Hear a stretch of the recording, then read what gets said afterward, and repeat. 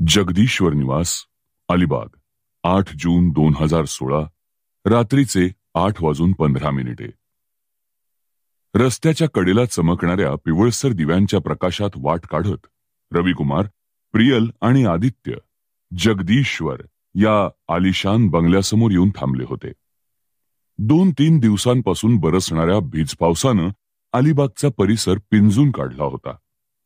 रस्त्यावर पडलेली वाळलेली पानं सरदाळून गेली होती. जगदीश्वराचं लाकडी फाटक पाहूनच बंगल्याचा आवाका अंदाजता येत होता. अलिबागच्या किनाऱ्यावर चांदणीतून उतरून तिघही पायी वाट काढत आले होते. सुलेमाननं त्याचा माल रवीकडून घेतला होता. पडणारा पाऊस, रात्र आणि चढलेली नशा यामुळे आज तो तिथल्या किनाऱ्याला बोट बांधून तिथे झोपणार होता. फाटकाच्या आतून नारळाच्या उंच झाडांशिवाय काहीच दिसत नव्हतं. फाटकाबाहेर एका छोट्याशा खोलीमध्ये बंगल्याचा सुरक्षा रक्षक मोबाईलमध्ये काहीतरी पाहत बसला होता. तिघही फाटकाच्या लाकडी फटीमधून आत पाहत होते. चमकणाऱ्या दिव्यांशिवाय आत विशेष काहीच दिसत नव्हतं. सुरक्षा रक्षकाची नजर या तिघांवर पडताच त्यानं त्यांना हटकलं. तसा रविकुमार पुढे होत म्हणाला, आम्हाला मोरे साहेबांना भेटायचंय. कुठून आलात तुम्ही? मुंबईहून. काय काम आहे? बस त्यांना भेटायचंय, हेच काम आहे, रवी म्हणाला. त्यानं रवीचं नाव विचारून घेतलं आणि बंगल्यात फोन लावला. पुढच्या काही सेकंदात एक 40शीतला माणूस फाटकापाशी आला. त्याच्या पेहरावावरून कळून येत होतं की तो तिथे काम करणारा माणूस असावा. बोला, काय काम आहे? आम्हाला साहेबांची भेट घ्यायची आहे, रवी म्हणाला. या वेळेला? अहो, थोडं लवकर तरी यायचं. साहेबांची आता झोपण्याची वेळ होते. आम्हाला एका अत्यंत महत्वाच्या विषयावर साहेबांशी बोलायचंय. तुम्ही फक्त एकदा त्यांना आमच्याबद्दल कळवा, रवी म्हणाला. तुमचं खरंय हो. साहेबांकडे येणारा कोणी कधी बिनकामाचं येणार नाही. पण आता त्यांना भेटायची वेळ कधीच होऊन गेली.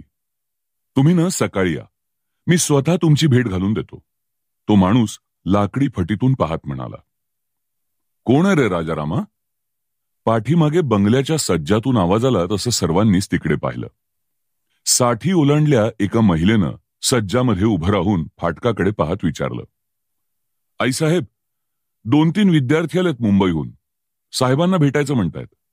आता या वेळेला कसं जमणार ना, तो मोठ्यानं म्हणाला. तसं त्या महिलेनं हातानंच त्यांना आत घेण्याचा इशारा केला. राजारामानं थोड्या नाराजीनंच दरवाजा उघडला.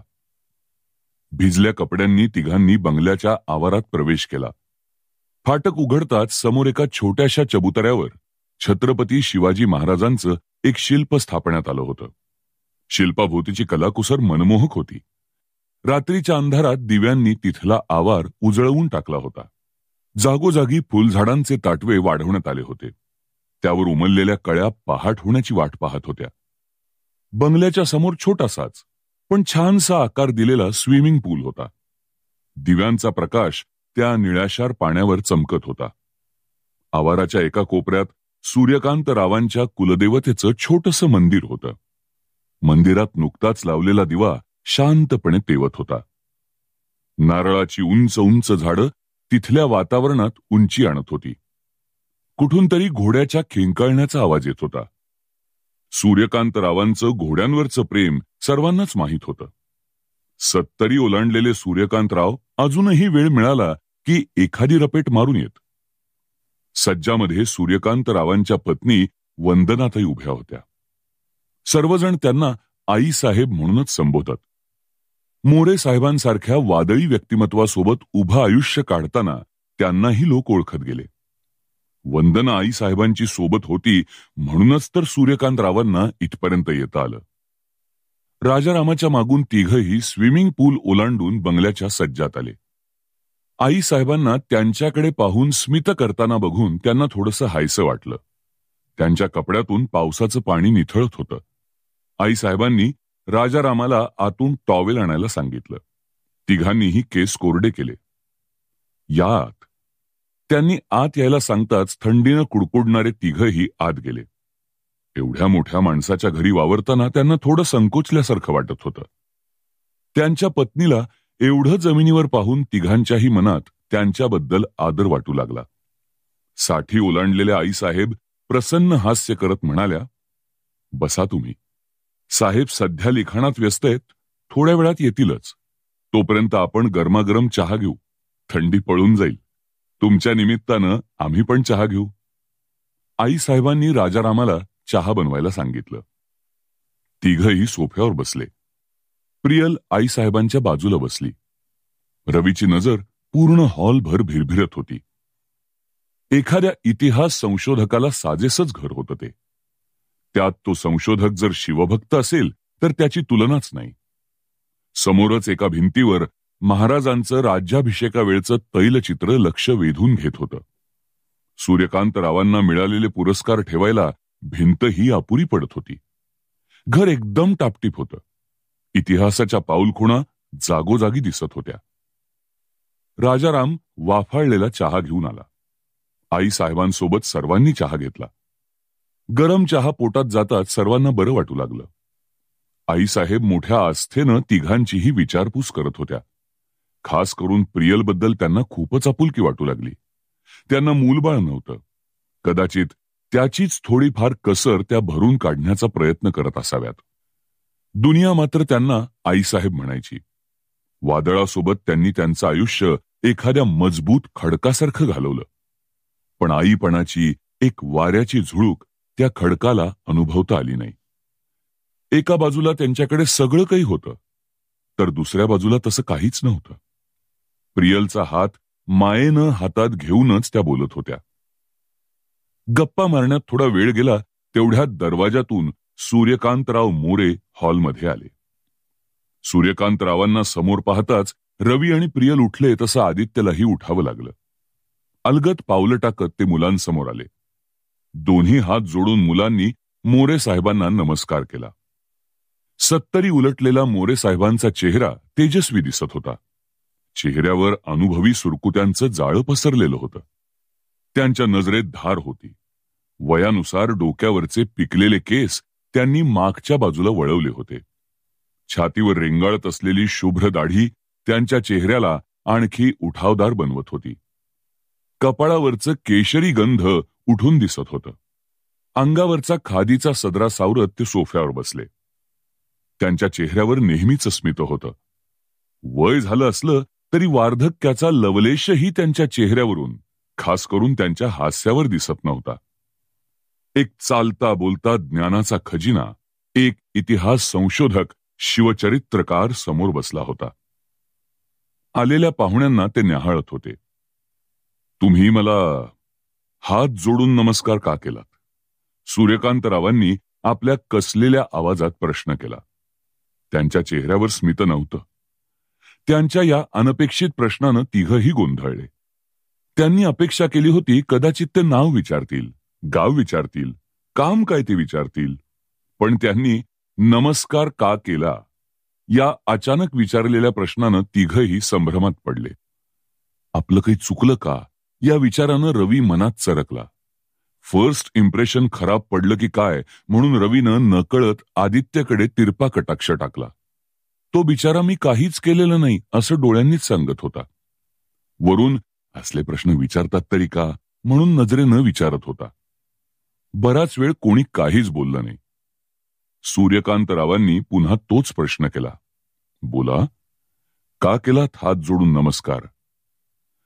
घसा खाकरत रवी म्हणाला, साहेब, ती एक अभिवादन करण्याची पद्धत आहे म्हणून. हो, पण हात जोडूनच का? भारतीय पद्धत आहे म्हणून. रवी हळूच म्हणाला.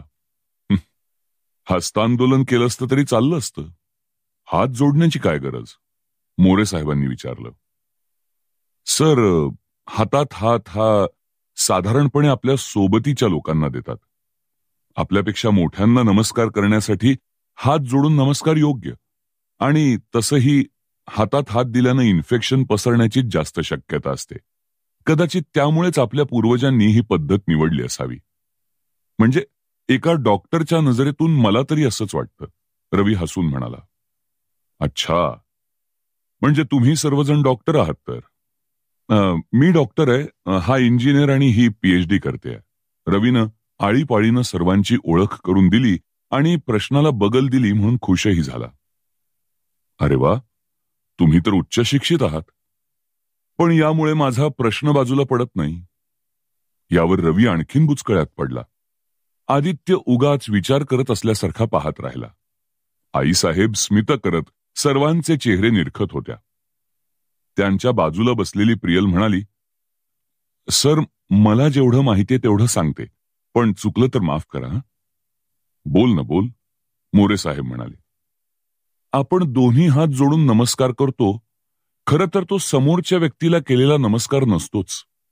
एवढंच काय, आपण जेव्हा एखाद्या मंदिरात किंवा जिथे जिथे ईश्वराला हात जोडतो तो सुद्धा देवाला केलेला नमस्कार नसतो. प्रियलचं बोलणं सर्वजण उत्सुकतेनं ऐकू लागले. ती पूर्ण आत्मविश्वासानं मोरे साहेबांपुढे बोलत होती. रवी समोर तिचं मन मोकळं झालं होतं. कदाचित त्यामुळे तिच्या बोलण्यात एक प्रकारची ताकद जाणवत होती. ती पुढे म्हणाली, आपण जेव्हा दोन्ही हात जोडून नमस्कार करतो तेव्हा हाताची पाचही बोटं जुळलेली असतात. ही 5 बोटं आपल्या आयुष्यात आलेल्या काही व्यक्तींकडे निर्देश करतात. त्या व्यक्ती समाधानी राहाव्यात, सदैव समाधानी राहाव्यात म्हणून आपण नमस्कार करतो. थोडंसं समजावून सांगशील का? मोरे साहेब म्हणाले. हो हो. हात जोडलेल्या अवस्थेत आपल्या हाताचे अंगठे हे आपल्या अंगाला चिकटून असतात, किंबहुना हृदयाजवळ असतात. आपल्या आयुष्यात मोजक्याच अशा व्यक्ती असतात ज्यांचं स्थान आपल्या हृदयात असतं. त्या आपल्या आयुष्यातील अत्यंत महत्वाच्या व्यक्ती असतात. उदाहरणार्थ आई वडील, बहीण भाऊ, मुलगा मुलगी, पती पत्नी, ज्यांच्याशिवाय आपलं अस्तित्व अपूर्ण असतं. ते नेहमी आनंदी समाधानी राहावेत म्हणून आपण प्रार्थना करतो. याचंच प्रतीक म्हणजे हात जोडलेल्या अवस्थेत हृदयाशी असलेला अंगठा. त्यानंतर असते तर्जनी. हे बोट दिशा दर्शवण्यासाठी साधारणपणे वापरतात किंवा एखादं लक्ष, ध्येय दाखवण्यासाठी वापरतात. आपल्या आयुष्यात असे काही लोक असतात ज्यांच्यामुळे आपण इथपर्यंत पोचलेलो असतो, ज्यांच्यामुळे आपल्याला दिशा मिळालेली असते. जसे की आपले शिक्षक, मित्र. ते नेहमी सुखी समाधानी व्हावेत म्हणून प्रार्थना करतेवेळी तर्जनी प्रतिकात्मक वापरतात. त्यानंतर असतं मधलं बोट. हे सर्वात उंच असतं. हे बोट अशा लोकांचं प्रतिनिधित्व करतं ज्यांची उंची आपल्या आयुष्याला मार्गदर्शक ठरते. त्या लोकांना आपण कधी पाहिलेलं असो वा नसो, म्हणजे ते लोक हयात असो वा नसोत, पण ते आपल्याला नेहमी प्रेरणा देत असतात. Chhatrapati Shivaji Maharaj, Swami Vivekananda, doctor APJ Abdul Kalam, doctor Babasaheb Ambedkar यांचं स्थान आपल्या आयुष्यात खूप मोठं आहे. हे लोक जिथे असतील तिथे सुखी राहावेत किंवा त्यांच्या कार्याला अभिवादन म्हणून हे मधलं बोट. त्यानंतर त्याच्या बाजूचं बोट अनामिका. हे बोट 5ही बोटांमध्ये कमकुवत असतं, एवढं की आपण ते स्वतंत्रपणे उचलूही शकत नाही. त्याच्यासोबत बाजूच्या बोटांची हालचाल होते. कदाचित यामुळेच की काय, जेव्हा तरुण तरुणी एकत्र येतात तेव्हा या बोटात अंगठी घातली जाते. अनामिक नाते संबंध अंगठी घातल्यानंतर दृढ होतात. एकटे असताना आपण कमकुवत असलो तरी एकत्र येऊ तेव्हा मजबूत होऊ या उद्देशानं या बोटात अंगठी घालत असावेत. आपल्यात असेही काही लोक असतात जे कमकुवत असतात. निसर्गानं त्यांच्यावर अन्याय केलेला असतो. कोणी अपंग असतं, कोणात काही व्यंग असतं, कोणी आर्थिकदृष्ट्या गरीब असतो, आजारानं पीडित, भिकारी. असे जे लोक असतात त्यांनी यातून बाहेर पडावं आणि त्यांनाही सुख समाधान मिळावं यासाठी हे प्रतिकात्मक बोट. वा, सुंदर. मोरे साहेबांचा गंभीर चेहरा प्रियलचं बोलणं ऐकून खुलला होता. सर्वांनाच त्यामुळे हायसं वाटत होतं. सूर्यकांतरावांनी पुढे विचारलं, आणि करंगळीचं काय? प्रियल सांगू लागली, 5ही बोटांमध्ये करंगळी ही सर्वात लहान असते. हे बोट एका खास व्यक्तीकडे निर्देश करतं. जेव्हा आपल्या हृदयाजवळील लोक आनंदी राहतील, जेव्हा आपले दिशादर्शक लोक समाधानी होतील, जेव्हा आपली प्रेरणास्थानं सुखी असतील, जेव्हा कमकुवत लोक मजबूत होतील, त्यानंतर एक अशी व्यक्ती जी या सर्वांपेक्षा छोटी आहे, आणि ती व्यक्ती म्हणजे आपण स्वतः, या सर्व लोकांच्या शेवटी मी सुद्धा समाधानी व्हावं यासाठी करंगळी असते. अशा पद्धतीने आपण जेव्हा हात जोडून नमस्कार करतो ना, तेव्हा तो नमस्कार ना त्या व्यक्तीला असतो ना देवाला. अखंड मानवजातीच्या समाधानासाठी केलेलं ते वंदन असतं. प्रियलचं बोलणं थांबलं. तिचा शब्द रवी मन लावून ऐकत होता. त्याच्यासाठी हे सगळं नवीन होतं. तिनं तिचं स्थान त्याच्या अंगठ्यामध्ये कधीच मिळवलं होतं. आईसाहेब मोठ्या कौतुकानं प्रियलकडे पाहत होत्या. आदित्य उगाच कमकुवत बोट एकटं उचलण्याचा प्रयत्न करत होता. त्याच्या डोळ्यासमोर त्याच्या 3ऱ्या वर्षाचा रिझल्ट येत होता. सूर्यकांतराव आनंदानं म्हणाले, मी हा प्रश्न आजवर कित्येकांना विचारला, पण कोणीही योग्य उत्तर दिलं नाही. आज मला उत्तर मिळालं. धन्यवाद. म्हणून त्यांनी हात जोडले तसं प्रियलला थोडं संकोचल्यासारखं वाटलं. इतका वेळ शांत असलेले सूर्यकांतराव आता खुलले. त्यांच्या चेहऱ्यातील गंभीरपणाच्या रेषा जाऊन एखाद्या खेळकर मुलासारखं स्मित आलं. ते म्हणाले, आजपर्यंत मी हा प्रश्न कित्येकांना विचारला, पण अशा पद्धतीचं उत्तर कोणीही दिलं नाही. अनेकांनी आपापल्या पद्धतीनं उत्तर देण्याचा प्रयत्न केला होता, पण अखंड मानवजातीचं भलं व्हावं म्हणून जोडलेले हात, एवढा भव्य अर्थ यामागे असेल असं कोणीही सांगितलं नाही. मलाही ते माहित नव्हतं. तुमच्या वयाची मुलं आज अशाही गोष्टीबद्दल विचार करतात, ही खूप आनंदाची गोष्ट आहे. आई साहेब सुद्धा छान स्मित करत प्रियलकडे पाहत होत्या आणि रवीच्या समोर आपलं कौतुक होतंय म्हणून प्रियल मनातून खुश होत होती. सूर्यकांतराव पुढे म्हणाले, प्रामाणिकपणे सांगतो, या उत्तरानं मी प्रभावित झालोय. बाहेर पाऊस पडतोय, अंधार पडलाय आणि अशा वेळी माझ्याकडे आला आहात म्हणजे नक्कीच काहीतरी विशेष कारण असणार. बोला, शक्य होईल तेवढी मदत मी तुम्हाला करायला तयार आहे. बोला बोला, या म्हाताऱ्याकडून तुम्हाला काय अपेक्षा आहे? मोरे साहेबांचं बोलणं ऐकून रवी सहित सर्वांच्याच डोक्यावरचा भार हलका झाला. बोलण्याचा मार्ग मोकळा झाला असला तरी सुरुवात कुठून करायची हा प्रश्न रवी पुढे होता. काहीतरी बोल म्हणून प्रियल आणि आदित्य रवीकडे नजर टाकत होते.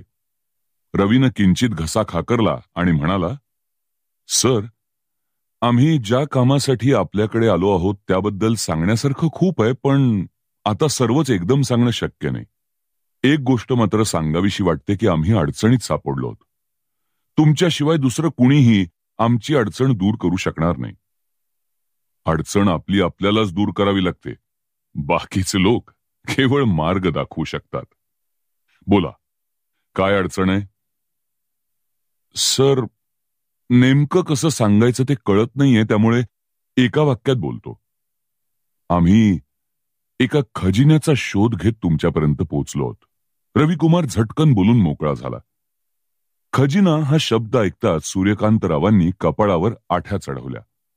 ते आश्चर्यानं म्हणाले, खजिना? कसला खजिना? विजयनगर साम्राज्याचा खजिना, रवी म्हणाला.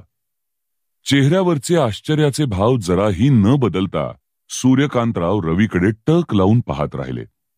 क्षण 2 क्षण असेच शांततेत गेले. शांततेला भेदत सूर्यकांतराव म्हणाले, तोच खजिना ना, जो तालिकोटच्या लढाईनंतर हंपीतून गायब झाला होता? हो हो, तोच विजयनगरचा गुप्त खजिना, जो आत्तापर्यंत अफवांच्या रूपांमध्ये अडकलाय, रविकुमार म्हणाला. नाही, त्याला अफवा म्हणता येणार नाही. खजिना आहे, पण तो अफवांच्या रूपात नाही तर मृगजळाच्या रूपात आहे. दूरवरून तो असल्यासारखा वाटतो, पण जवळ जाताच तिथे काहीच नसतं. हां, पण तरीही खजिना खात्रीनं आहे, सूर्यकांतराव म्हणाले. त्या खजिन्यापर्यंत पोहोचण्यासाठी आम्हाला तुमची मदत पाहिजे, मोरे साहेब. रवीच्या या वाक्यावर सूर्यकांतराव एका क्षणासाठी स्तब्ध झाले. त्यांच्या चेहऱ्यावर ना आश्चर्याचे भाव होते ना गांभीर्य होतं. आत कुठेतरी दडून बसलेली दुखरी कळ अनपेक्षितपणे बाहेर यावी आणि तिला लपवता येऊ नये असे त्यांच्या चेहऱ्यावरचे भाव होते. रवी त्यांच्या चेहऱ्यावरील भाव नजरेनं टिपत होता. मानेवर रुळणाऱ्या चंदेरी केसांवरून हात फिरवत ते म्हणाले, तुमचा या खजिन्याशी काय संबंध? सर, पूर्ण कथा सांगत बसलो तर आजची रात्र पुरणार नाही. आणि आपल्याकडे वेळ खूप कमी आहे. मी एवढंच सांगेन की सध्या तरी त्या खजिन्याचा आणि आमचा संबंध जीवन मरणाचा आहे आणि आम्हाला मार्ग दाखवणारे फक्त तुम्हीच आहात. सूर्यकांतराव हसले. त्यांच्या हसण्यात खिन्नता होती. ते जागेवरून उठले, पाठीमागे हात बांधून उघड्या खिडकीजवळ जाऊन उभे राहिले. समुद्रावरून नारळीच्या झाडातून मुसंड्या मारत आलेली थंड हवा घरात येत होती. बाहेर दूरवर नजर टाकून अंधारात क्षितिज शोधत ते म्हणाले, तुम्हाला मार्ग दाखवणारा मी कोण? सर, आपणच म्हणालात की अडचण आपल्यालाच सोडवावी लागते, इतर लोक फक्त मार्ग दाखवतात. रवी म्हणाला. मार्ग दाखवण्यासाठी तिथे मार्ग असायला तर पाहिजे ना. ज्या वाटा कायमच्या पुसून टाकण्यात आलेल्या आहेत त्या वाटांचा काय शोध घेणार? जे कुलूप आधीच उघडणं शक्य नाही त्या कुलपासोबत नसता खटाटोप करण्यात काय अर्थ आहे? सूर्यकांतराव अजूनही पाठमोर उभे होते. सर, पण जगात असं कोणतंच कुलूप नाही ज्याला चावी नाही. कुठे ना कुठेतरी चावी असेलच ना. बिन चावीचं कुलूप असणं कसं शक्य सर? रविकुमार म्हणाला. पण जर का ती चावी एखाद्या खोल अंधाऱ्या डोहाच्या तळाशी फेकून दिलेली असेल, जिथपर्यंत कोणी पोहोचू शकणार नाही अशी व्यवस्था केलेली असेल, तर ती धुंडाळण्यात काय अर्थ आहे? मोरे साहेब म्हणाले. अंधाऱ्या डोहात सुद्धा काही मार्ग असेलच की. मला माझाच मार्ग अजूनही सापडत नाहीये, तर तुम्हाला कसा दाखवू? तुमचा मार्ग? तुमचा कोणता मार्ग मोरे साहेब? रवीनं विचारलं. सूर्यकांतराव काहीच बोलले नाहीत. ते दूरवर अंधारात पाहत होते. सर, खरं तर आमचा तो अधिकार नाही, पण तरीही तुम्हाला एक प्रश्न विचारू का? प्रियलनं विचारलं. त्यांनी एकदा मागे वळून पाहिलं आणि येऊन सोफ्यावर बसत त्यांनी मानेनच विचार असं खुणावलं. सर, तुम्ही शिवभूषण पुरस्कार का स्वीकारला नाही? प्रियलच्या प्रश्नावर सूर्यकांतरावांच्या मनात दडलेली दुखरी कळ त्यांच्या चेहऱ्यावर जाणवू लागली. काहीतरी खोल होतं जे आतमधून त्यांना रुतत होतं. मी शिवभूषण पुरस्कार नाही घेतला कारण माझी तेवढी पात्रता नाही. खरं तर मला हा प्रश्न कोणीही विचारला नाही आतापर्यंत, पण प्रत्येकाच्या मनात हा प्रश्न आलाच असेल. कदाचित लोक माझा आदर करतात म्हणून कोणी विचारत नसतील. माझ्या व्यतिरिक्त माझी पत्नी सोडली तर याचं कारण कोणालाच माहित नाही. पण आता असं वाटू लागलंय की ती सांगण्याची वेळ सुद्धा टळून गेली आहे. सूर्यकांतराव खिन्नतेनं आईसाहेबांकडे पाहत म्हणाले. त्यांच्याही चेहऱ्यावर तेच भाव होते. सर, पण वेळ टळून गेली असं कसं म्हणता येईल? रवीनं विचारलं. आज मला लोक आदर देतात, माझा सन्मान करतात, शिवचरित्रकार या नावानं संबोधतात, कधी कधी तर भावनेच्या भरात प्रति शिवाजी म्हणूनही प्रेम करतात. या प्रेमाचं मलाही कधी ओझं झालं नाही. एका माणसाला समाधानी होण्यासाठी जे जे लागतं ते सगळं मला मिळालंय. पण एका प्रश्नानं मला कधीही स्वस्थ झोपू दिलं नाही. त्या प्रश्नाचं उत्तर न मिळवताच शिवभूषण घेण्याचा मला अधिकार नाही असं मला वाटतं. कोणता प्रश्न सर? रवीनं विचारलं. एक असा प्रश्न ज्यानं शिवचरित्रकार घडवला. मी 5 वर्षांचा असताना माझ्या वडिलांच्या खांद्यावर बसून रायगडावर गेलो होतो. रायगडाची आणि माझी ती पहिली भेट होती. वडील मला रायगड फिरून दाखवत होते आणि बाल सुलभ उत्सुकतेनं मी प्रश्न विचारत होतो. वडीलही मला माझ्या भाषेत उत्तर देत होते. मी विचारलं, बाबा, रायगड म्हणजे काय हो?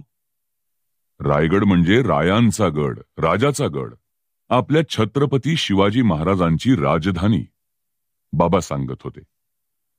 राजधानी म्हणजे काय? मी विचारलं. राजधानी म्हणजे राज्याचं मुख्य ठिकाण. इथं बसून महाराज स्वराज्याचा कारभार चालवायचे, वडिलांनी सांगितलं. पण महाराज कुठे बसायचे? माझे प्रश्नावर प्रश्न सुरूच होते. इथेच. महाराजांकडे सिंहासन होतं, खूप मोठं होतं ते, वडील म्हणाले. एवढं मोठं होतं का? मी माझे दोन्ही हात होईल तेवढे पसरवत म्हणालो. यावर वडील हसले आणि म्हणाले, नाही बाळा, ते याहूनही मोठं होतं. तुझ्याच काय, माझ्या किंवा कुणाच्याच हातात ते मावणारं नव्हतं. त्या राजा एवढंच मोठं होतं. मला त्यावेळी काहीही समजलं नव्हतं. तरी मी पुढे विचारलंच, बाबा मग आता ते सिंहासन कुठे? मी वडिलांकडे पाहिलं. इतका वेळ माझ्या प्रत्येक प्रश्नाला उत्तर देणारे बाबा शांत झाले. मी पुन्हा तोच प्रश्न विचारला तरीही ते काहीच बोलले नाहीत, कारण त्यांच्याकडे त्याचं उत्तर नव्हतं. दिवसांमागून दिवस उलटत गेले, काळ बदलत गेला. लहानपण मागे पडून अंगी समजूतदारपणा आला. शाळेची जागा कॉलेजनं घेतली. याच काळात माझ्या प्रत्येक प्रश्नाचं उत्तर देणारे माझे वडील निवर्तले. त्या एका प्रश्नाचं उत्तर मात्र त्यांना कधीच देता आलं नाही. लहानपणी उत्सुकतेनं विचारलेल्या त्या प्रश्नाची जागा मग अभ्यासानं घेतली. वाचन सुरू झालं, गड किल्ले फिरणं सुरू झालं, तारुण्य जाऊन प्रौढत्व आलं, लिखाण झालं, परदेशी जाऊन संशोधन केलं, एक एक कागद तपासला, अभ्यासू लोकांच्या भेटी झाल्या. प्रत्येक वेळी मनात एकच प्रश्न होता, छत्रपती शिवाजी महाराजांचं 32 मणांचं सुवर्ण सिंहासन आज कुठे? या सिंहासनाच्या शोधापायी शिवचरित्रकार घडत गेला. शिवचरित्रासाठी तो प्रश्न नव्हता, तर त्या प्रश्नासाठी शिवचरित्र होतं. वयाच्या 5व्या वर्षी पडलेल्या प्रश्नाचं उत्तर आज 75 वर्ष संपली तरी मिळालं नाही. 70 वर्षांचा काळ खूप खूप मोठा असतो. आता हातपाय थकले आहेत. अधूनमधून दम्याचा त्रास होतो. प्रश्न शेवटपर्यंत प्रश्नच राहील की काय याची भीती वाटते. ज्या सिंहासनानं मला सर्व काही मिळवून दिलं, ते सिंहासन मात्र आज अजूनही दूर आहे. सूर्यकांतरावांनी प्रथमच आपली खंत कोणासमोर तरी मांडली होती. तिघही सूर्यकांतरावातील खरा शिवचरित्रकार अनुभवत होते. सर, सिंहासन नाही मिळालं, पण यामुळेच लोकांना शिवचरित्र तर मिळालं. छत्रपतींचा इतिहास एवढ्या उत्कटतेनं तुम्ही त्यांच्यासमोर आणला तो यामुळेच. हे यश नाही का? मग सिंहासनाचा एवढा अट्टहास कशासाठी? रविकुमार म्हणाला. बेटा, ते अनुभवल्याशिवाय समजणार नाही. कधीतरी एखादी गोष्ट आपल्या आयुष्यात येते आणि कळत नकळत ती आपल्या आयुष्याचा ताबा घेते. ती पूर्णपणे आपली होऊन जाते, एवढी की तिच्याशिवाय आयुष्य शून्य वाटतं. ती गोष्ट मनाचा कोपरान कोपरा व्यापून टाकते, रक्ताचा कण न कण भारून टाकते. शेवटी एक वेळ अशी येते की ती गोष्ट आणि आपण वेगळे राहत नाही. तिच्याशिवाय मी आणि माझ्याशिवाय ती राहूच शकत नाही. एक प्रकारची नशाच ती. त्या गोष्टीच्या नुसत्या आठवणीनं वैयक्तिक दुःखाची वलकलं गळून पडतात. आपल्यासोबत सदैव कुठली तरी अनामिक शक्ती असल्याचा भास होऊ लागतो. दुनियेसाठी आपण त्यांच्यासोबत असतो, पण फक्त आपल्यालाच माहीत असतं की आपण एका समांतर विश्वामध्ये जगतो आहोत. या समांतर विश्वात आपण एवढे रमून जातो की वरवर दिसणाऱ्या जगाशी आपल्याला काहीच देणं घेणं राहत नाही. नुसती औपचारिकता शिल्लक राहते. मग कसलेही मान सन्मान, हारतुरे, पुरस्कार, स्पर्धा, आनंद, दुःख, राग, लोभ राहत नाही. प्रत्येकाच्या आयुष्यात असं समांतर विश्व निर्माण करणारी गोष्ट काही काळापुरती तरी येतेच.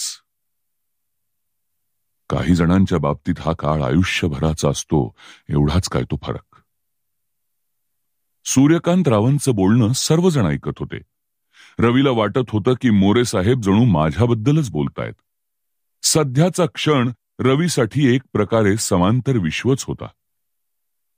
मोरे साहेब पुढे म्हणाले, आता राहिला प्रश्न अट्टहासाचा. स्वराज्याचं सिंहासन हे केवळ 32 मण सोन्यानं घडवलेलं आणि हिऱ्या मोत्यांनी मढवलेलं आसन नव्हतं. खरं तर सिंहासन पूर्णपणे सोन्यानं बनवलेलं नव्हतंच मुळी. त्यामध्ये शास्त्रोक्त पद्धतीनं औदुंबर आणि वडाच्या लाकडांचा सुद्धा वापर केला गेला होता. जुन्या ग्रंथानुसार नियमानं बनवलेलं होतं ते. सिंहासन ही काही संपत्तीत किंवा किमतीत मोजण्याची गोष्ट नव्हती. त्याच्या निर्माणासाठी या महाराष्ट्रानं एक पिढी ओवाळून टाकली होती. हजारो ज्ञात अज्ञात मावळ्यांच्या रक्तानं घडवलेलं तख्त होतं ते. सिंहासन म्हणजे महाराष्ट्राची अस्मिता. या जगात शेकडो राजे होऊन गेले. कोणी स्वतःच तख्त उभारलं, तर कोणी दुसऱ्यांच्या तख्तावर मांड ठोकली. बाकीच्यांनी केवळ आसन उभारली. महाराज एकमेव असे होते ज्यांनी सिंहासन उभारलं. त्या सिंहासनावर बसलेला सिंह तर कधी पाहता आला नाही, पण ते सिंहासन पाहायची इच्छा आहे. मरण्याआधी एकदा तरी सुवर्ण सिंहासन पाहावं हीच आता इच्छा आहे. बाकी काहीच नको, काहीच नको. बोलता बोलता त्यांना खोकल्याची उबळ आली. खोकता खोकता डोळ्यातून पाणी येऊ लागलं. राजारामनं चटकन जाऊन पाण्यानं भरलेला ग्लास त्यांच्यासमोर धरला. आई साहेबांनी त्यांना इन्हेलर दिलं. एक जोराचा श्वास घेत मोरे साहेबांनी इन्हेलर ओढलं. त्यांना जरा बरं वाटलं. आपण उगीच विषय ताणून धरला म्हणून प्रियलला कसं तरी वाटलं. पण रवीला मात्र उत्तर हवं होतं. तो म्हणाला, सर, माझ्या माहितीनुसार सिंहासन लंडनच्या शाही म्युझियममध्ये ठेवण्यात आलेलं आहे. असंही म्हणतात की संभाजी राजांच्या मृत्यूनंतर जेव्हा रायगड पडला तेव्हा जुल्फिकार खानानं सिंहासन तोडलं किंवा वितळवलं. काही जण असंही म्हणतात की रायगड मुघलांच्या ताब्यात गेल्यानंतर सिंहासन रायगडावरून उतरवण्यात आलं आणि नंतर ते औरंगजेबाच्या शाही खजिन्यात जमा करण्यात आलं. प्रियलनंही चर्चेत भाग घेतला. शिवचरित्रकार हसले. त्यांना अशा प्रकारच्या मतांची अपेक्षा आधीच असावी. ते म्हणाले, लंडन काय, जुल्फिकार खान काय. काही जण असाही अंदाज लावतात की रायगड मुघलांच्या हाती जाण्याच्या आधी आपल्याच लोकांनी सिंहासन मोडलं, जेणेकरून पुढे जाऊन त्याची विटंबना होऊ नये आणि तीच संपत्ती स्वराज्यासाठी वापरता येईल. काही जण असंही म्हणतात की सिंहासन रायगडाजवळच्या एका दलदलीमध्ये पाण्याच्या कुंडामध्ये लपवण्यात आलंय. लोकांची खूप सारी मतं आहेत. तुमचं काय मत आहे? रवी म्हणाला. सिंहासन लंडनमध्ये जाण्यासाठी किंवा मग औरंगजेबाच्या खजिन्यात जमा होण्यासाठी ते आधी त्यांच्या ताब्यात तर जायला हवं ना, मोरे साहेब म्हणाले. म्हणजे? सर, आम्ही नाही समजलो. अरे, साधी सरळ विचार करण्यासारखी गोष्ट आहे. जुल्फिकार खानानं रायगडाला वेढा दिला तो एका रात्रीत किंवा एका दिवसात नव्हे. वेढा बराच काळ राहिल्यानंतर रायगड पडला. वेढा पडला होता त्यावेळी गडावर संभाजी राजांच्या पत्नी येसूबाई आणि मुलगा शाहू होते. काही काळासाठी राजाराम महाराजही होते. येसाजी कंकांसारखे मातब्बर सेनानी होते. वेढा पडल्यावर काही काळानंतर रायगड मुघलांच्या ताब्यात जाणार हे नक्की झालं. स्वराज्यावर आलेल्या या संकटातून बाहेर कसं पडायचं याची आखणी नक्कीच झाली असणार. मग विचार करण्याची गोष्ट ही आहे की एवढे धुरंधर मराठे शिलेदार किल्ल्यावर असताना एकाच्याही मनात सिंहासनाबद्दल विचार आला नसेल का? हा, एक गोष्ट मान्य आहे की तो काळ धामधुमीचा होता, धावपळीचा होता.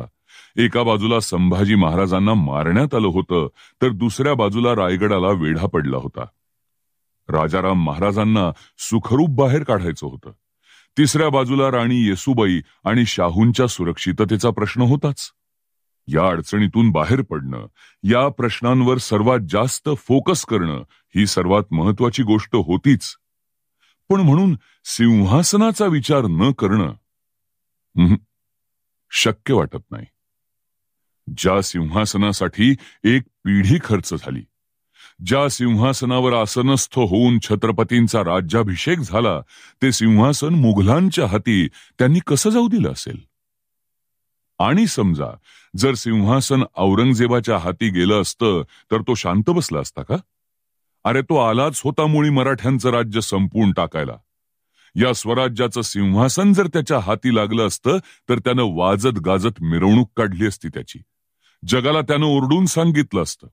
मराठी सैन्याचं मानसिक खच्चीकरण करण्याची ही संधी त्यानं सोडली नसती. मोठा धूर्त होता तो. सिंहासनाच्या रक्षणासाठी मराठ्यांनी काय काय केलं असेल? दुश्मनांच्या हाती सिंहासन जाऊ देणं एवढी सोपी गोष्ट वाटते का? म्हणजे तुम्हाला असं म्हणायचंय की सिंहासन आपल्याच लोकांनी सुरक्षित ठिकाणी लपवलं, मग ते रायगडावरच लपवलं असणार, प्रियल म्हणाली. या ठिकाणी एक गोष्ट विसरून चालणार नाही की याच काळात जेव्हा रायगडाला जुल्फिकार खानाचा वेढा पडला होता तेव्हा राजाराम महाराज वाघ दरवाजानं सही सलामत निसटून गेले होते. मग सिंहासनही त्याच रस्त्यानं गेलं नसेल कशावरून? पण वाघ दरवाजाची वाट तर अत्यंत अवघड आहे. जिथून एखाद्या धडधाकट माणसाला उतरणं अत्यंत कठीण आहे तिथं एवढं मोठं वजनदार सिंहासन कसं नेणार? रवीनं विचारलं. आपल्याला खरंच त्या काळातील लोकांच्या क्षमता माहीत आहेत का? चिखलात रुतलेली तोफ एकट्यानं उचलणारे लोक होते ते. उंच उंच कड्यांना पालीसारखे चिकटणारे केवळ 50-60 लोक 1000-1500 दुश्मनांना कापून टाकण्याची क्षमता असलेले लोक होते ते. त्यांची ताकद, चपळपणा, आहार, त्यांचं तंत्र आपल्याला खरंच माहित आहे का? सूर्यकांतराव हसून म्हणाले. तिघही त्यांच्या बोलण्यातील तथ्याचा अंदाज घेऊ लागले. सूर्यकांतराव पुन्हा सांगू लागले. आता राहिली गोष्ट सिंहासन औरंगजेबाच्या खजिन्यात किंवा लंडनच्या म्युझियममध्ये असण्याच्या शक्यतेची. तर रायगड पडल्यानंतर तब्बल 130 वर्षांनंतर मुघल साम्राज्य पूर्णपणे ब्रिटिशांच्या ताब्यात गेलं. शेवटच्या 50-60 वर्षात दिल्लीचं साम्राज्य खिळखिळं झालेलं होतं. आक्रमकांनी दिल्लीचा खजिना लुटून नेला होता. पण या एवढ्या मोठ्या काळामध्ये एकदाही सिंहासनाचा कुठेही उल्लेख केलेला नाही. जिथं औरंगजेबाच्या पर्यायानं मुघलांच्या खजिन्यातील हिऱ्यांची चर्चा पूर्ण भारतभर आणि परदेशातही व्हायची, तिथं सिंहासनाविषयी शब्दही कोणी काढत नव्हतं. जी गोष्ट त्यांच्याकडे नव्हतीच त्या गोष्टीचा उल्लेख कोण करणार? आता उरतात ब्रिटिश. तर इंग्रजांची एक खासियत होती, ती म्हणजे ते प्रत्येक गोष्ट लिखित स्वरूपात जपून ठेवायचे. त्यांच्याकडे स्वराज्याच्या सिंहासनाबाबत एकही कागद किंवा पत्र नाही. आपण एक अंदाज लावू शकतो. समजा काही उल्लेख कुठे असलाच तर त्यांनी तो लपवला असेल. पण तो का लपवला असेल हाही एक प्रश्नच आहे. मुघलांचं मयूर सिंहासन आजही जगभर प्रसिद्ध आहे. जाहीरपणे पॅरिसच्या लुव्र संग्रहालयात ठेवलंय. त्याचे फोटोही पाहायला मिळतात. मग आपलं सिंहासन ते का लपवतील? त्यांनी जाहीरही करून टाकले की त्यांच्याकडे सुवर्ण सिंहासन नाही म्हणून. पण त्यांच्यावर कितपत विश्वास ठेवायचा हाही एक प्रश्नच आहे. जर ते त्यांच्याकडे असेल तर जाहीर करून टाकायला त्यांना काहीच हरकत नव्हती. पण जी गोष्ट त्यांच्याकडे नाहीच ती काय म्हणून जाहीर करतील? मी लंडनचंच नाही तर जगभरातील सर्व म्युझियम्स पाहिले आहेत. राज्यांची खासगी संग्रहालय ढुंडाळली आहेत, पण सिंहासन मात्र कुठंच दिसलं नाही. आता राहिली गोष्ट आपल्याच लोकांनी, म्हणजे त्या आणीबाणीच्या काळात गडावर असलेल्या लोकांनी सिंहासन मोडून ते स्वराज्यासाठी वापरलं असण्याच्या शक्यतेची. तर स्वराज्यात पैशाचा एवढा तुटवडा पडला असावा का की त्यांनी चक्क सिंहासनच मोडावं? रायगड ही राजधानी होती मराठ्यांची, एखादा साधासुधा किल्ला नव्हता. औरंगजेब संभाजीराजांची हत्या करण्याआधी त्यांना विचारत होता की तुझी अफाट संपत्ती कुठे आहे? म्हणजे स्वराज्यात भरपूर संपत्ती होती, त्यातली रायगडावर काहीतरी असेलच. रिझर्व्ह म्हणून ठेवलेलं असणारच काहीतरी. सिंहासन मोडून ते वापरण्या इतकी टंचाई तर निश्चितच निर्माण झाली नसणार. एक गोष्ट मात्र खरी आहे, सिंहासन ना मुघलांच्या ताब्यात गेलंय ना इंग्रजांच्या. त्यामुळे तोडण्याचा आणि वितळवण्याचा प्रश्नच येत नाही. सिंहासन आजही इथेच आहे, या महाराष्ट्राच्या मातीत ते झाकून आहे. एक दिवस ते दिसेल. मी केवळ त्या दिवसाचीच वाट पाहतोय. मोरे साहेबांचं म्हणणं पटत होतं. एखाद्यानं आपल्या ध्येयासाठी स्वतःला किती झोकून द्यावं याचं जितं जागतं उदाहरण समोर होतं. तुमच्यामुळे ही खंत आज बाहेर आली. पण जाऊ द्या, कितीही झालं तरी माझी वैयक्तिक बाब आहे ही. तुमच्या खजिन्याचं काय? सूर्यकांतरावांनी विषय बदलला. विजयनगरच्या साम्राज्याचा खजिना आज जवळपास 500 वर्षांपासून कुठेतरी गुप्तपणे दडून आहे. तुम्हाला याच्याबद्दल काय माहितीये सर? रविकुमारनं सूर्यकांतरावांना आपल्याकडची कोणतीच माहिती न सांगता विचारलं. सूर्यकांतराव सांगू लागले, विजयनगरच्या खजिन्याच्या संरक्षणाची जबाबदारी महाराजांकडे आली तेव्हापासून ते आजपर्यंत त्यांचे शिलेदार खजिन्याचं संरक्षण करतायत. पण त्यांचे दुश्मन खजिना लुटण्याचा प्रयत्न करतायत. एक छुप युद्ध या खजिन्याभोवती सतत छेडलं जातंय. पण शिलेदार नेहमीच दुश्मनांना पुरून उरतायत. या विषयात तुमचा गाढा अभ्यास आहे सर. तुम्ही सुद्धा या खजिन्यासाठी काही प्रयत्न केलाच असेल, प्रियल म्हणाली. सूर्यकांतराव किंचित हसले आणि म्हणाले, मी आधीच सांगितलं की माझ्यासाठी सिंहासन हाच सर्वात मोठा खजिना आहे. बाकी सर्व क्षुल्लक आहे त्याच्यासमोर. या खजिन्यापायी खूप लोकांचे बळी गेलेले आहेत. नागनाथही असाच गेला. त्यांना मध्येच थांबवत रवी म्हणाला, नागनाथ म्हणजे प्राध्यापक नागनाथ स्वामी? ते बेंगलोरचेच ना? हो, तेच स्वामी. पण तुम्हाला ते कसे माहीत?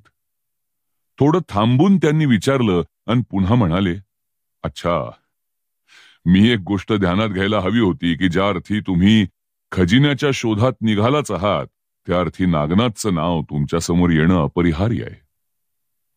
पण सर तुम्हाला कसं माहीत? रवीनं विचारलं. मी आणि नागनाथ खूप चांगले मित्र होतो, अगदी कॉलेजमध्ये असल्यापासूनचे. तो नेहमी त्या खजिन्याविषयी बोलायचा. पुढे चालून मला समजलं की सिंहासन या विषयावर मला चार भिंतीत कोणी काही शिकवणार नाही. मग मी कॉलेज अर्धवट सोडलं. नागनाथ प्राध्यापक बनला. खूप हुशार आणि अभ्यासू व्यक्तिमत्व. त्यानं त्याचं उभं आयुष्य खजिन्याच्या पाठीमागे घातलं. शेवटी तर तो खजिना या विषयावर काहीच बोलत नव्हता. एक दिवस तो गेला. त्याच्या पत्नीनंच त्याला चहातून विष देऊन मारलं.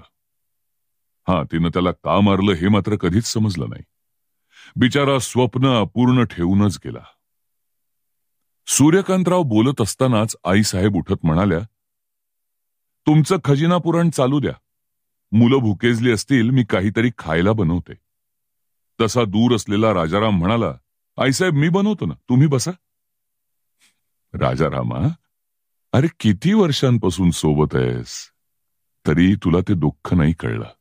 जाऊ दे, चल तू मदत कर मला. खूप छान आहेत ही मुलं, असं म्हणत त्या किचनकडे वळल्या. आईसाहेबांच्या तोंडून दुःख हा शब्द ऐकून सूर्यकांतराव एका क्षणासाठी विचारात पडले. ते काय बोलत होते ते विसरून गेले. रवीनं घसा खाकरताच ते पुढे सांगू लागले. आणखी एकाबद्दल सांगायचं राहून गेलं. जसा नागनाथ तशी ती व्यक्ती होती. अगदी झपाटून गेलेले लोक होते ते. कोण सर? साधारण 25-26 वर्षांपूर्वी मला एका तरुणाचं पत्र यायचं. तेव्हा मी पुण्यात राहायचो. अर्थात तेव्हा मीही थोडाफार तरुणच होतो. त्या तरुणाचा असा दावा होता की त्याला खजिन्याच्या शेवटापर्यंत जाण्याचा मार्ग सापडलाय. जसे तुम्ही आलात तसा तोही मला भेटण्याचा प्रयत्न करत होता. पण मला या विषयात काहीही रस नव्हता. मी त्याला नागनाथचा पत्ता दिला, पण त्याला मलाच भेटायचं होतं. त्याचं म्हणणं होतं की कुठेतरी एक नटराजाची मूर्ती आहे आणि या नटराजाच्या मूर्तीमध्ये खजिन्याचं रहस्य दडलेलं आहे. कोण होता तो तरुण सर? आणि कोणती नटराजाची मूर्ती? रवीनं आश्चर्यानं विचारलं. प्रियल आणि आदित्यनेही डोळे विस्फारले. रवीला एका क्षणासाठी नागपूरच्या विमानतळाजवळच्या पार्किंगमध्ये उभ्या केलेल्या त्याच्या कारमधला नटराज आठवला. सूर्यकांतराव म्हणाले, त्याचं नाव आता नक्की आठवत नाही. श्रीनिवास की श्रीधर नाईक असं काहीतरी होतं. आडनाव नाईक होतं हे मात्र नक्की.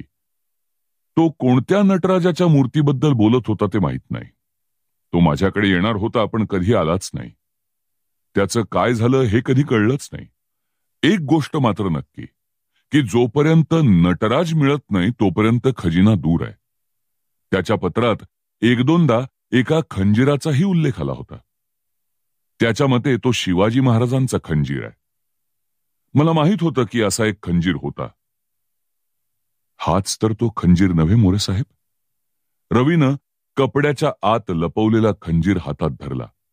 खंजीर पाहून सूर्यकांतरावांचे शब्द ओठातच अडकले ते आश्चर्यानं त्याकडे पाहतच राहिले. त्यांचे ओठ हल्ले तशी पांढरी दाढी थरथरली. अद्भुत, अद्भुत आहे. रवीनं खंजीर सूर्यकांतरावांच्या हातावर ठेवला. पूर्ण सोन्यानं बनवलेला आणि हिऱ्यांनी मढवलेला खंजीर ते भान विसरून पाहू लागले. आपला सुरकुतलेला थरथरता हात ते खंजीरावर फिरवत होते. काहीतरी अकल्पनीय गोष्ट अचानकपणे समोर येऊन हृदयाचे ठोके थांबतात की काय अशी त्यांची अवस्था झाली होती. काही क्षण असेच गेले.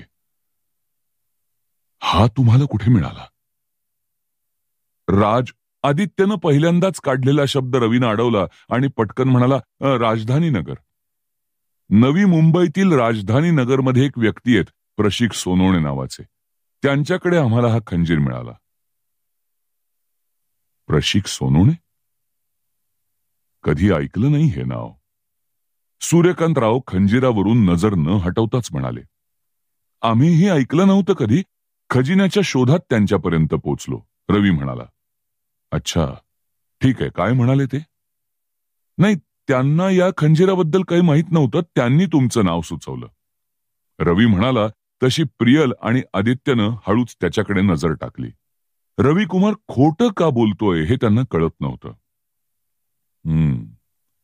हाच असावा तो खंजीर ज्याचा त्या व्यक्तीच्या पत्रांमध्ये उल्लेख होता. हा खंजीर छत्रपतींचा आहे. त्यांच्या वैयक्तिक शस्त्रांमध्ये होता. पुढे स्वराज्याच्या पडझडीच्या काळात हा कुठेतरी हरवला असावा. मध्यंतरीच्या काळात एका ब्रिटिश व्यक्तीनं त्याच्याकडे अशाच प्रकारचा खंजीर असल्याचा दावा केला होता. त्याचं वर्णन आणि याचं वर्णन जवळपास जुळतंय असं म्हणून शिवचरित्रकार उठले आणि आतल्या खोलीत गेले. तिघही एकमेकांकडे पाहत होते. सूर्यकांतराव काही वेळानं बाहेर आले. हातातलं पुस्तक त्यांनी समोरच्या टीपॉयवर उघडून ठेवलं. रवीनं पुस्तकात पाहिलं, त्यात खंजीराचं एक चित्र होतं. दोन्ही खंजीर सारखेच होते. सर, त्या व्यक्तीकडे हा खंजीर कसा काय गेला असावा? रवीनं विचारलं. खरं तर हा त्यांच्याकडून त्यांच्याकडेच गेलेला आहे. महाराजांच्या राज्याभिषेकादिनी हा खंजीर एका ब्रिटिश वकिलानं महाराजांना भेट म्हणून दिला होता. कालांतरानं हा परत त्यांच्याकडेच गेला. या पुस्तकाचा लेखक एक ख्रिश्चन धर्मगुरू आहे. त्यावेळी तो आजच्या गुजरातमधील सुरतमध्ये राहायचा. त्यानं नेमका काळ लिहिलेला नाही, पण महाराजांच्या नंतर हा खंजीर त्याच्यापर्यंत पोचला. कदाचित खंजीर त्याच्यासोबत त्यानं इंग्लंडला नेला असावा. तिथून तो भारतात परत कसा आला आणि तुम्ही म्हणताय त्या प्रशिक सोनवणेकडे कसा गेला, हा मोठाच प्रश्न आहे. बाकी काही असो, खंजीर आपल्यापर्यंत पोहोचला ही सर्वात मोठी गोष्ट आहे. सूर्यकांतराव पुस्तक बंद करत म्हणाले. बंद केलेलं पुस्तक रवीनं पुन्हा उघडलं आणि त्यामध्ये तो काहीतरी शोधू लागला. त्याला जे पाहिजे होतं ते सापडलं असावं.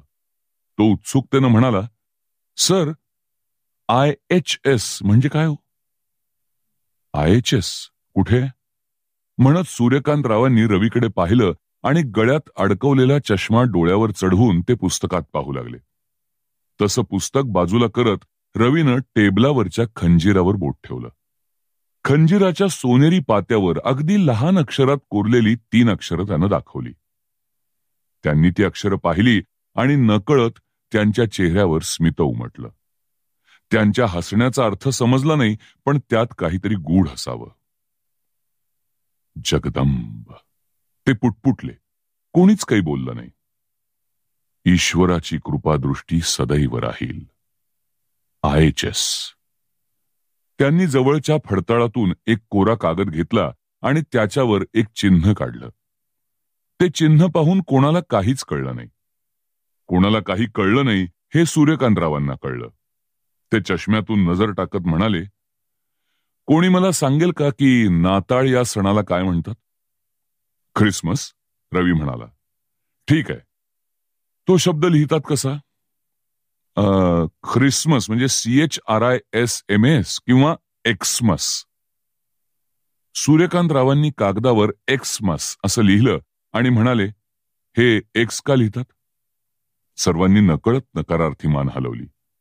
त्यावर ते म्हणाले, रोमन भाषेमध्ये 10 हा आकडा लिहिण्यासाठी एक्स हे चिन्ह वापरतात. पण ग्रीक भाषेमध्ये हे चिन्ह दुसऱ्याच उद्देशानं लिहितात. ग्रीकमध्ये एक्सचा अर्थ होतो CHI. पुढे जाऊन याला क्री किंवा ख्रिस म्हणतात. ग्रीक लिपीनुसार एक्स म्हणजे एक ख्रिस्तोग्राम आहे, म्हणून ख्रिसमस हा शब्द एक्समस असा लिहितात. त्यांनी कागदावर 3 अक्षरं लिहिली. आयोटा, इटा आणि सिग्मा ही आहेत ग्रीक भाषेतील पहिली 3 अक्षरं. जी चिन्हांच्या स्वरूपात लिहितात ती अशी: आयोटा म्हणजे आय, इटा म्हणजे एच आणि सिग्मा म्हणजे एस. 17व्या शतकाच्या आधी आय हे अक्षर ग्रीक भाषेत जे असं लिहायचे, एच हे अक्षर ई असं लिहायचे आणि एस अक्षर सी किंवा त्याचं पूर्ण स्वरूप म्हणून एस असं लिहायचे. तर IHS हे JES असं लिहायचं. आता JES म्हणजे काय, मोरे साहेबांनी विचारलं. JES म्हणजे... रवीनं एकदा त्या अक्षरांकडे पाहिलं आणि म्हणाला, येशू, जीसस. करेक्ट. जीसस या शब्दातली पहिली 3 अक्षरं म्हणजे JES किंवा IHS. पण या खंजिरावर IHS ही अक्षरं लिहिण्याचं कारण सर? रवीनं विचारलं. सांगतो. त्याआधी हे चिन्ह लक्षपूर्वक पाहावं लागेल. मध्यभागी ही अक्षरं, त्याभोवती सूर्य आणि मध्ये काळा पार्श्वभाग. वरच्या बाजूला क्रॉस दाखवण्यात आलेला आहे. चर्चमध्ये हे चिन्ह हमखास पाहायला मिळतं. ख्रिश्चन धर्मात या चिन्हाला अतिशय पवित्र मानलं जातं. काळा पार्श्वभाग हा अंधार, दुःख किंवा पाप दर्शवतो, तर बाजूचा सूर्य अंधारातून प्रकाशाकडे हे दर्शवण्यासाठी वापरला जातो. IHS या नावाच्या वर जो क्रॉस आहे ते एका दृष्टीनं ख्रिश्चन धर्माचं प्रतीक असलं तरी या चिन्हामध्ये क्रॉस हे शक्तीचं प्रतीक आहे. नीट पाहिलं तर कळेल की हा क्रॉस नसून एक तलवार आहे. या चिन्हाचा पूर्ण अर्थ असा की जेव्हा केव्हा या जगात अंधाराचं राज्य येईल, दुःख आणि पाप थैमान घालतील, अन्यायी लोकांचं वर्चस्व येईल, तेव्हा अंधारातून प्रकाशाकडे जाण्यासाठी, पापी अन्यायी लोकांपासून जगाला मुक्त करण्यासाठी ईश्वराचा अंश जन्माला येईल. तो त्याच्या शक्तीच्या जोरावर जगाला प्रकाशाची वाट दाखवेल आणि त्याच्यावर सदैव येशूची कृपा राहील. Jesus will conquer you. IHS म्हणजे जीसस विल कॉन्कर यू. येशू सदैव तुला ताकद देत राहील. कृष्णानं गीतेत हेच तर सांगितलंय. यदा यदा हि धर्मस्य ग्लानिर्भवति भारत अभ्युत्थानमधर्मस्य तदात्मानं सृजाम्यहम्. अर्थ खूपच छान आहे सर, पण या सर्व गोष्टींचा आपल्या खजिन्याशी असलेला संबंध आहे, खूप जवळचा संबंध आहे. तो कसा? रविकुमारनं विचारलं. छत्रपती शिवाजी महाराजांच्या तलवारीवर हीच 3 अक्षरं कोरलेली होती. सूर्यकांतराव मिश्किल हसत म्हणाले. काय सांगता, खरंच? रवी आश्चर्यानं म्हणाला. हो, हे खरंय. एकाच नाही तर 3 ठिकाणी 3 अक्षरं कोरलेली होती. मोरे साहेब उठत म्हणाले. समोरच टेबलावर ठेवलेला कम्प्युटर त्यांनी सुरू केला. ते त्यात काहीतरी शोधू लागले. सर, महाराजांची तलवार म्हणजे भवानी तलवार आणि राजांच्या तलवारीवर ही 3 अक्षरं असणं थोडं मेळ खात नाहीये सर. रवी बोलत असतानाच त्यांनी मागे वळून पाहिलं. महाराजांची तलवार म्हणजे फक्त भवानी हे कोणी सांगितलं? सूर्यकांतराव म्हणाले. म्हणजे सर? रवी न कळून म्हणाला. महाराजांकडे भवानी व्यतिरिक्त आणखीन 2 तलवारी होत्या. एक जगदंबा आणि दुसरी तुळजा. हो, हे मला माहिती आहे, प्रियल म्हणाली. खरं तर महाराजांकडे खूप साऱ्या तलवारी होत्या, सूर्यकांतराव पुढे सांगू लागले. पण भवानी, जगदंबा आणि तुळजा या त्यांच्या खास आवडत्या तलवारी होत्या. भवानी तलवार ही राजांना कोकणातील सावंतांनी भेट म्हणून दिली होती. ही तलवार फिरंग म्हणजे पूर्णपणे परदेशी बनावटीची होती. लांब पात्याची, धारदार, वजनानं हलकी, सुवर्ण हिरे मोती जडित अशी उत्तम धातूंनी बनवलेली. भवानी ही अप्रतिम तलवार होती. महाराज ही नेहमी सोबत बाळगायचे. तशीच होती जगदंबा तलवार. ज्या वेळेस शिवाजी महाराज आणि शहाजी राजे यांची खूप वर्षांनंतर जेजुरी इथे भेट झाली, त्यावेळी शहाजी राजांनी शिवाजी महाराजांना भेट म्हणून जगदंबा तलवार दिली. ही सुद्धा फिरंग पद्धतीची होती. ही तलवार महाराज महत्वाच्या प्रसंगी जवळ बाळगायचे. आता राहते तुळजा. या तुळजा तलवारीसोबत एक खास प्रसंग जुळलेला आहे. महाराजांचं कार्य किती मोठं होतं, त्यांची व्याप्ती कशी होती याचं प्रतिनिधित्व ही तुळजा तलवार करते. मावळे लढाईत खूप तरबेज होते. गनिमी कावा किंवा गुरिला वॉरमध्ये मराठ्यांचा हात धरणारं कुणीही नव्हतं. पण प्रॅक्टिकली विचार केला तर समोरासमोरच्या लढाईमध्ये, विशेष करून जेव्हा लढाई मोगली सैन्यासोबत असेल, तेव्हा काही प्रमाणात मावळ्यांना अडचणी येत असत. त्यातील मुख्य अडचण असायची ती तलवारीची. ताकद आणि युद्ध कौशल्य यात मराठे कधीच कमी नसायचे, पण तलवारीमुळे कधी कधी ते कमी पडायचे.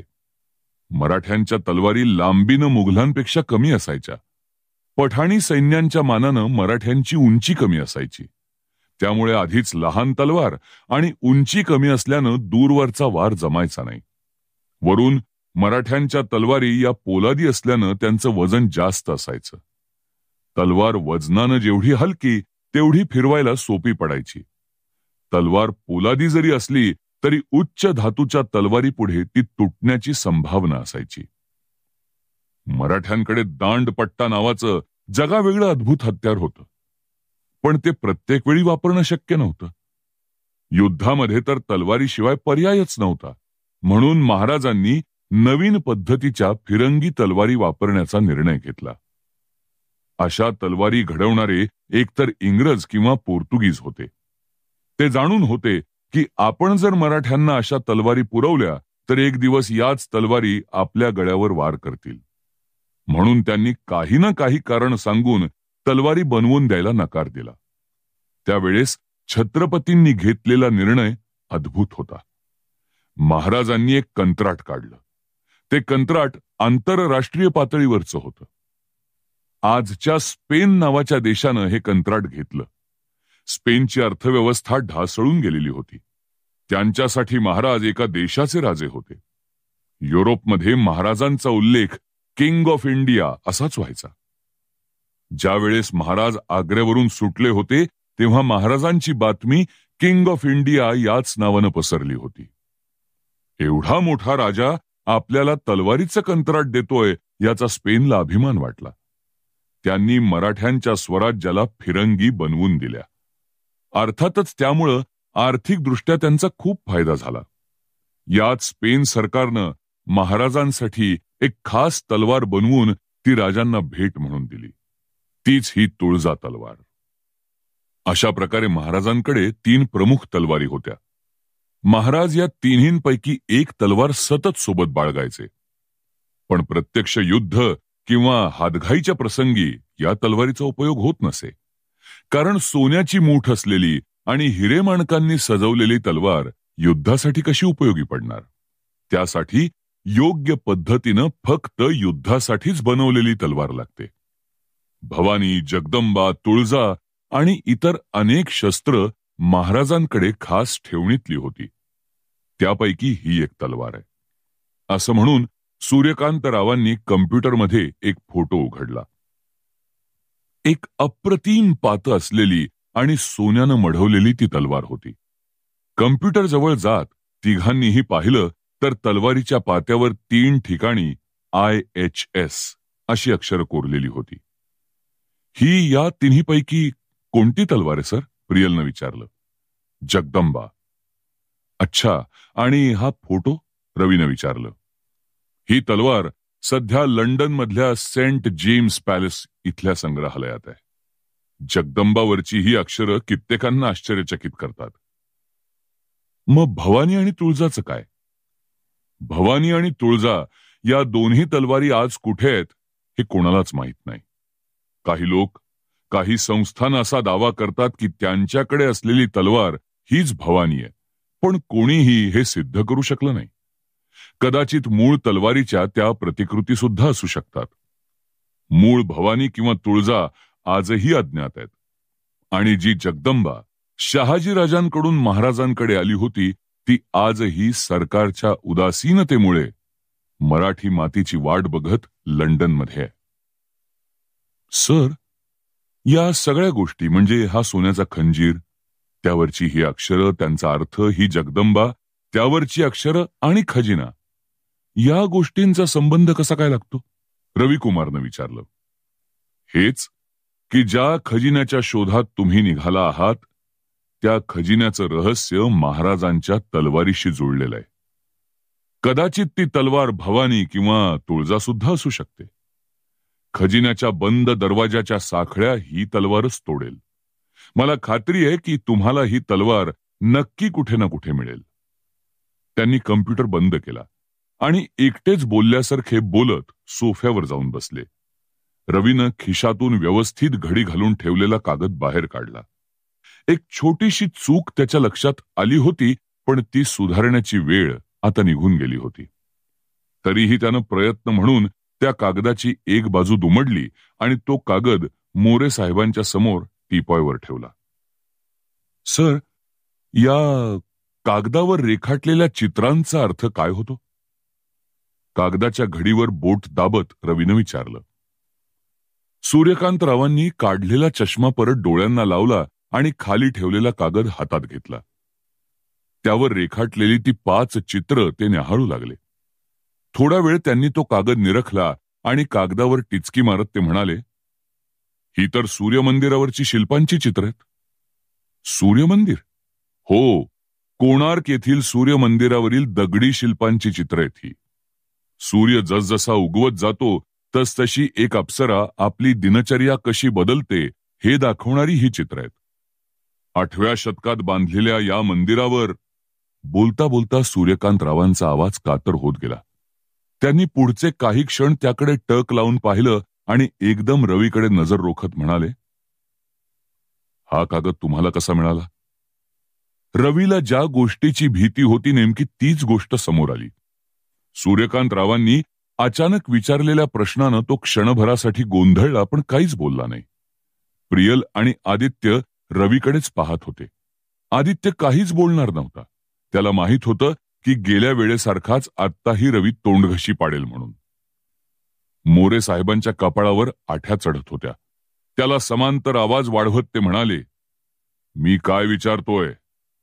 हा कागद तुम्हाला कसा मिळाला?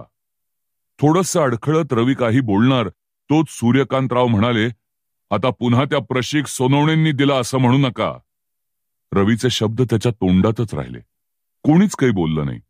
रवीला सूर्यकांतरावांचा स्वभाव माहीत होता.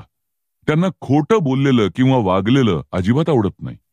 इथं आल्याबरोबर लगेच मंत्रालय किंवा राजभवनातील घटना त्यांना सांगितली असती तर त्यांनी तिघांनाही दारातूनच हाकलून लावलं असतं. आता तर वेळ खूप पुढे सरकली होती. जे टाळलं ते सांगण्याची वेळ आली होती. मोरे साहेबांच्या रागाचा पारा चढत होता. बोला ना, गप्प का? कागद? मंत्रालय, रवीनं अडखळत सांगितलं. तेवढं न कळण्यात का वेडा नाहीये मी? तुमच्या हातात कसाला ते सांगा मिस्टर रविकुमार. मोरे साहेबांचा चढलेला आवाज ऐकून आईसाहेब घाईनं स्वयंपाकघरातून बाहेर आल्या. त्यांच्या पाठोपाठ राजारामही धावत आला. आपल्या पतीला अशा प्रकारे चिडलेलं पाहून त्या जागीच थबकल्या. सूर्यकांतरावांचा श्वास वाढला होता. दम्याची उबळ येते की काय या विचारानं आईसाहेब चिंतित होत्या. नेमकं काय घडलं हे त्यांना समजत नव्हतं. त्या कधी त्यांच्या पतीकडे तर कधी घाबऱ्या नजरेनं पाहणाऱ्या तिघांकडे पाहत होत्या. आम्ही तो मंत्रालयातून मिळवला, रवी हळू आवाजात म्हणाला. मिळवला की चोरला? आमच्यासमोर दुसरा पर्याय नव्हता साहेब. पर्याय नव्हता आणि म्हणून चक्क मंत्रालयात चोरी?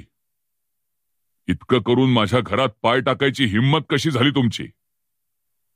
सर, मी सांगतो सगळं सविस्तर. तुम्ही काय सांगणार? मीच सांगतो. या कागदावरची माहिती तब्बल 22 वर्ष जुनी आहे. महाराष्ट्र सरकारच्या अत्यंत गुप्त आणि महत्वाच्या दस्तावेजामधील हा कागद चोरताना शरम कशी नाही वाटली तुम्हाला? एक मिनिट. सूर्यकांतरावांना काहीतरी आठवलं. त्यांनी खाली वाकून टिपॉयवर ठेवलेला खंजीर उचलला आणि म्हणाले, हा खंजीर कुठे मिळाला? खरं खरं सांगा. आता सत्य सांगितल्याशिवाय पर्यायच नव्हता. ते काय प्रतिक्रिया देतील याचा अंदाज घेत रवी म्हणाला, राजभवनामध्ये मिळाला सर. राजभवन? भयंकर आहे हे सर्व. राजभवनातून काही उचलणं साधी गोष्ट नाही. तुम्ही चक्क मंत्रालयात चोरी करता, राजभवनात घुसखोरी करता आणि वर माझ्या घरात शिरता. मला फसवलं तुम्ही. शिवाजी महाराजांचं नाव घेऊन माझ्या भावनांशी खेळलात. सूर्यकांतराव भयंकर चिडले होते. तिघही उठून उभे राहिले. मोरे साहेबांना कसं समजवावं तेच त्यांना कळत नव्हतं. त्यांच्या दृष्टीनं ते खरं असलं तरी यांची परिस्थिती वेगळी होती. परिस्थितीच्या गर्तेत अडकून त्यांना हे सगळं करावं लागलं होतं. त्यांना कसं तरी सांगावं म्हणून पुढे होत प्रियल म्हणाली, मोरे साहेब, तुमचा खूप मोठा गैरसमज होतोय. गैरसमज? माझा गैरसमज? अरे उभं आयुष्य माणसं पारखण्यात गेलं माझं. पण आज हा धोका कसा झाला प्रश्न पडलाय मला. उद्या जर ही गोष्ट बाहेर पसरली की शिवचरित्रकाराच्या घरात भुरट्या चोरांना आसरा मिळाला तर काय इज्जत राहील माझी? उभ्या आयुष्यात कधी डाग नाही लागू दिला चारित्र्याला, आणि आज तुमच्यामुळे? नाही नाही, याची शिक्षा तुम्हाला मिळालीच पाहिजे. सूर्यकांतरावांनी राजारामला खुणावलं तसा राजाराम दरवाजापाशी गेला आणि त्यानं दरवाजा आतून लावून घेतला आणि तो तिथेच थांबला. सूर्यकांतराव आता काय करतील या काळजीत असतानाच त्यांनी लँडलाईनवरून एक नंबर फिरवला. आईसाहेब किचनच्या दारात घाबरून उभ्या राहिल्या. पतीचा राग त्यांना माहीत होता. तिकडून फोन उचलला गेला. हॅलो, मी सूर्यकांत मोरे बोलतोय. तिकडच्या व्यक्तीनं पटकन फोन त्याच्या साहेबांना दिला. नमस्कार ऑफिसर, काही विचारायचं होतं. तिकडची व्यक्ती अदबीनं बोलत असावी. मंत्रालय किंवा राजभवनात काही विशेष घडलंय का? तिकडची व्यक्ती जसजशी बोलू लागली तसतशा मोरे साहेबांच्या कपाळावरच्या आठ्यांच्या रेषा वाढू लागल्या. ठीक आहे ऑफिसर, मला सांगायला खेद होतोय, पण तुम्ही जे गुन्हेगार शोधताय ते सध्या माझ्या घरात आहेत. काहीतरी बोलून तिकडच्या ऑफिसरनं फोन ठेवला. सूर्यकांतरावांनी तिघांकडे रागानं पाहत विचारलं, तुम्ही खून केलायत? नाही सर. खुद्द पोलीस महासंचालक सांगतायत की तुम्ही राजभवनात एकाचा खून केलाय म्हणून. सर तुम्हाला कसं सांगायचं आता? तो खून प्रत्यक्ष राज्यपाल रामचंद्रननं केलाय, रवी म्हणाला. रामचंद्रन? राज्यपाल रामचंद्रन? अरे त्यांना तरी सोडायचं होतं ना. तुम्ही खुनी, चोर आणि लफंगे आहात. सर, मुंबई पोलिसांना तुम्ही बोलवलं, त्यांना यायला वेळ लागेल. तोपर्यंत तरी आमच्यावर विश्वास ठेवून ऐका, रवी म्हणाला. मला काहीही ऐकायचं नाहीये. मुंबई पोलीस येतील तेव्हा येतील, पण 2 मिनिटांच्या आत अलिबाग पोलीस इथं हजर होत आहेत. काय सफाई द्यायची ती त्यांना द्या. तिघही घाबरून गेले. सूर्यकांतराव असं काहीतरी करतील याची कोणालाच कल्पना नव्हती. रवीचं डोकं बंद पडलं. प्रियल थरथरत उभी होती. सारा खेळ संपला या विचारानं आदित्याची वाचाच बंद झाली. कुठे अडकलो आपण म्हणून तो नशिबाला दोष देत होता. पुढच्या काही क्षणात पोलिसांच्या गाडीचे सायरन वाजू लागले. जगदीश्वर निवासला वळसा घालून गाड्या मुख्य फाटकासमोर येऊन उभ्या राहिल्या. दरवाजात आतून राजाराम उभा होता. काहीतरी केल्याशिवाय पर्याय नव्हता. परिस्थितीतून बाहेर पडण्यासाठी विचार करायला सुद्धा वेळ नव्हता. त्यानं सरळ जाऊन राजारामला ढकलण्याचा प्रयत्न केला, पण तो जागचा हलला नाही. रवीने एकदा सूर्यकांतरावांकडे नजर टाकली आणि टिपॉयवर असलेल्या खंजिराकडे पाहिलं. पोलीस मुख्य फाटक उघडून आत आले. गेटवरचा सुरक्षा रक्षक भेदरून पाहत होता. काय झालं असावं या विचारानं तोही पोलिसांच्या ताफ्यासोबत धावत निघाला. स्विमिंग पूल ओलांडून पोलीस मुख्य सज्जामध्ये आले. ते दरवाजा ढकलणार तोच आतून उघडण्यात आला. आईसाहेबांनी दार उघडलं. पोलीस आतमध्ये गेले. आईसाहेब घाबरल्या होत्या. सोफ्याजवळ सूर्यकांतराव उभे होते. त्यांचा श्वास वाढला होता. त्यांच्या बाजूलाच राजाराम उभा होता. त्याच्या हातातून ओघळणारे रक्ताचे थेंब जमिनीवर पडत होते. पोलिसांनी सर्वात आधी खोलीत नजर टाकली. त्यांच्यातील एका अधिकाऱ्यानं विचारलं, साहेब, तुम्हाला काही झालं नाही ना? सूर्यकांतरावांनी नकारार्थी मान हलवली आणि उघड्या खिडकीकडे पाहिलं तसे पोलीस खिडकीकडे धावले. खिडकी उघडी होती. झटापट झाल्याच्या खुणा दिसत होत्या. खिडकीच्या काचा फुटून त्यांचे तुकडे जमिनीवर विखुरले गेले होते. पोलिसांनी खिडकीतून बाहेर पाहिलं, पण तोपर्यंत उशीर झाला होता. पोलिसांनी मोरे साहेबांना धीर दिला. आम्ही आहोत याची शाश्वती दिली. त्यांनी 3 पथकं केली. एक पथक जगदीश्वरच्या बाहेर थांबणार होतं, दुसरं पथक शहराच्या दिशेनं, तर तिसरं समुद्राच्या दिशेनं निघालं. पोलीस वेगानं त्यांच्या कामाला लागले. सूर्यकांतरावांनी मला काहीही झालेलं नाही असं डोळ्यांनी खुणावताच तिथे रेंगाळत असलेला सुरक्षा रक्षकही गेटकडे परतला. मोरे साहेबांनी एकदा खिडकीतून दूरवर नजर टाकली. थंडगार वारा वाहत होता. बाहेरचा काळोख अधिक गडद होत असल्यासारखं त्यांना वाटलं. ते परत फिरले आणि म्हणाले, राजाराम, जास्त लागलं तर नाही ना तुला? नाही साहेब, थोडीशी जखम झालीय. राजाराम, असं म्हणत सूर्यकांतरावांनी एकदा त्याच्या खांद्यावर हात ठेवला. रक्ताचे थेंब अजूनही त्याच्या हातावरून ओघळून फरशीवर पडत होते, पडताच फुटत होते. तीव्र वेदनांची कळ राजारामच्या चेहऱ्यावर स्पष्ट दिसत होती. सूर्यकांतरावांनी आईसाहेबांना राजारामच्या जखमेवर मलमपट्टी करायला सांगितलं. छातीपर्यंत वाढलेल्या शुभ्र दाढीवरून हात फिरवत ते त्यांच्या खोलीकडे वळले. त्यांनी खोलीचं दार उघडून खोलीतला लाईट सुरू केला. तिघही खोलीत